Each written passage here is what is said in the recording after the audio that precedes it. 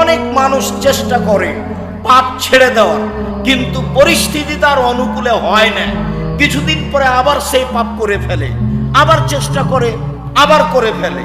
আদম সন্তানের দেহে যতদিন পর্যন্ত শ্বাস থাকবে, আমি ইবলিস তাকে ভুল পথে নিয়ে যাবই, আমি তাকে ভ্রান্ত পথে নিয়ে যাব।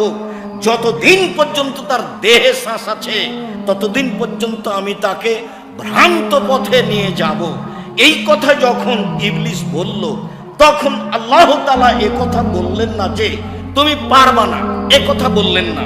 আল্লাহ তাআলা তার কথার উত্তরে বলছেন, ওয়া ইজ্জাতি ওয়া জালালি ওয়া ইরতিফায়ে মাকানি, আমার সম্মানের কসম, আমার ইজ্জতের কসম, আমার মর্যাদার কসম, আমার উচ্চতার কসম, আদমের ছেলে মেয়ে যতবার আমার কাছে ক্ষমা চাইবে আমি ততবার তাকে ক্ষমা করে দেব।